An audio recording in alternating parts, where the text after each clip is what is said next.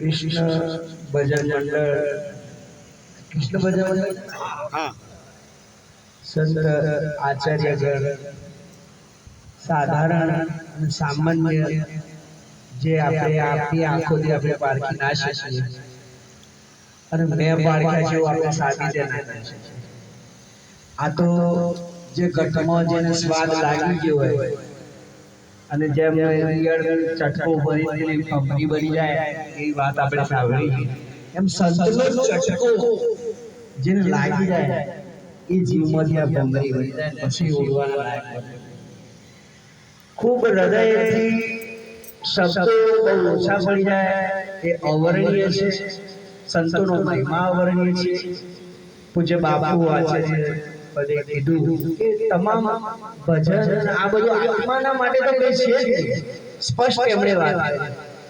જે કઈ વાણી હોય, જે કલાકાર હોય, લોકનાયક હોય, ભજનિક હોય, આત્માને આ બધું કરવા મનને ઠપકા આપવાની એક અલગ અલગ વિધિઓ આપણને બતાવી. આપણે આપણા મનની પોતાની અંદર રિસર્ચ કરીએ એવો માર્ગ મળી.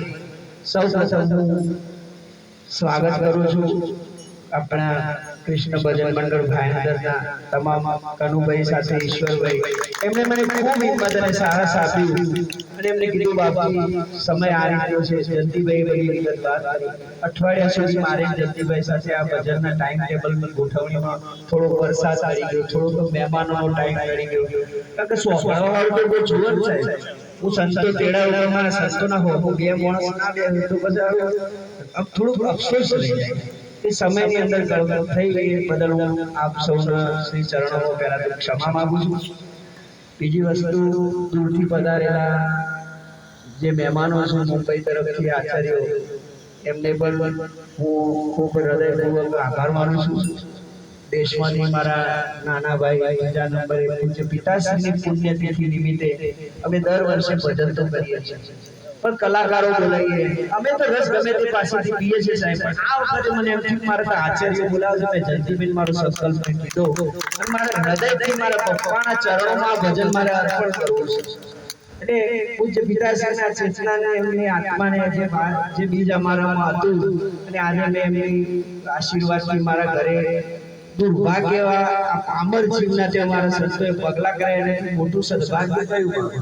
હું ફરી વારંવાર કોટી આ સંતોના ચરણોમાં હું નમન કરી અને હવે બે શબ્દો મારા પૂજ્ય કાકા વડીલ સ્થાને છે.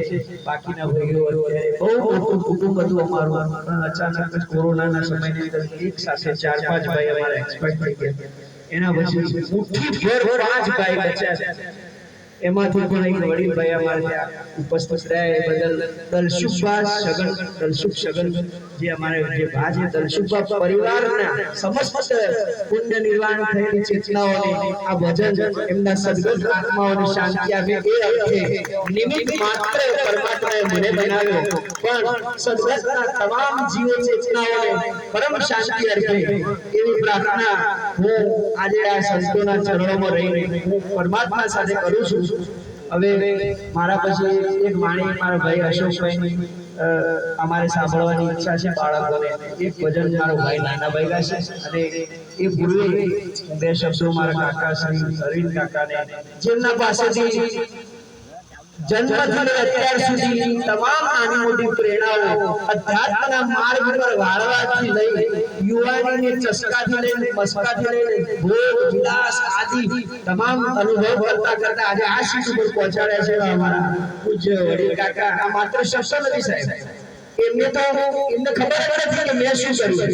આજે જ એમને બધા વચ્ચે હું જાહેર કરું છું. એમને સ્વયંને ખબર નથી હોતી કે મેં શું કર્યું છે, પણ એમને જે વાયેલું આજે આ બધા ભેગા કરીને કેટલો આનંદ કરાવે છે.